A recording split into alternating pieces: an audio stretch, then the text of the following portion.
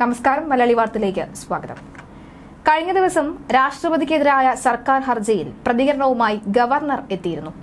ഗവർണറുടെ നിലപാട് വളരെ വ്യക്തമായി തന്നെ അദ്ദേഹം കഴിഞ്ഞ ദിവസം വ്യക്തമാക്കിയിരുന്നു. കാരണം ഇനി തീരുമാനിക്കേണ്ടത് സുപ്രീം കോടതിയാണ്. വളരെ കുബുദ്ധിപരമായിട്ടാണ് സംസ്ഥാന സർക്കാർ ഈ ഒരു ഹർജി നീക്കിയിരിക്കുന്നത്. കാരണം രാഷ്ട്രപതി നേരിട്ട് ഒരു പ്രതിപട്ടികയിലേക്കോ പ്രതി ചേർക്കാനോ അല്ലെങ്കിൽ രാഷ്ട്രപതിക്കെതിരെ ഒരു കേസ് കൊടുക്കാൻ കഴിയില്ല. അതുകൊണ്ട് തന്നെ രാഷ്ട്രപതിക്ക് പകരം രാഷ്ട്രപതിയുടെ സെക്രട്ടറിയെ ചേർത്തിരിക്കുകയാണ്. ഇവിടെ ഗവർണറെയല്ല, ഗവർണറുടെ സെക്രട്ടറിയെ. അത്തരത്തിൽ ഗവർണർ ഇതിനെതിരെ പ്രതികരിക്കുമ്പോൾ ഗവർണർ വ്യക്തമാക്കുന്ന ഒരു കാര്യമുണ്ട്.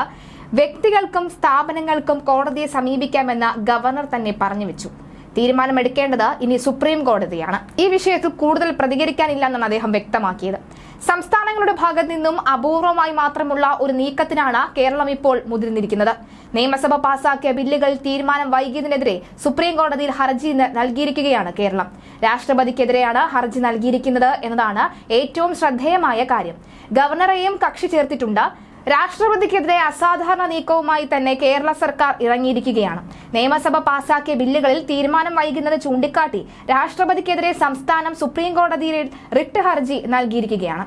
രാഷ്ട്രപതിയുടെ സെക്രട്ടറിയെ കേസിൽ കക്ഷി ചേർക്കുകയും ചെയ്തു. ഗവർണറും എതിർകക്ഷിയാണ്. സുപ്രീം കോടതിയുടെ ചരിത്രത്തിൽ തന്നെ അപൂർവമായ ഒരു ഹർജിയാണ് ഇത്. നിയമസഭ പാസാക്കിയ ബില്ലുകൾ അനന്തമായി നീട്ടിക്കൊണ്ടു പോകരുത് എന്ന് സുപ്രീം കോടതി ഉത്തരവുണ്ട് എന്ന് മന്ത്രി പി രാജീവ് വ്യക്തമാക്കി. നിയമസഭ പാസാക്കിയ ബില്ലുകൾ വൈകിപ്പിക്കുന്നത് ഭരണഘടനാ വിരുദ്ധമാണ്. രാഷ്ട്രപതി ഉൾപ്പെടെ എല്ലാവരും ഭരണഘടനയ്ക്ക് കീഴിലാണ് ഉള്ളത്.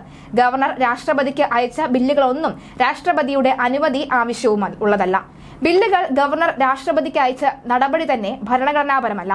ബില്ല് വൈകുന്നത് എന്തിനാണെന്ന് നിയമസഭയ്ക്ക് പോലും അറിയാത്തത് ഭരണഘടനാ വിരുദ്ധമായ സമീപനമാണ്.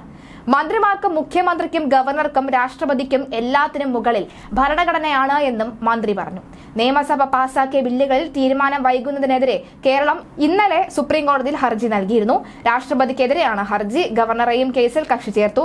രാഷ്ട്രപതിയുടെ സെക്രട്ടറിയെ കക്ഷി ചേർത്താണ് കേരളം ഇപ്പോൾ ഹർജി നൽകിയിരിക്കുന്നത്. നിയമസഭ പാസാക്കിയ 4 ബില്ലുകളാണ് നിലവിൽ രാഷ്ട്രപതിയുടെ പരിഗണനയിൽ ഉള്ളത്.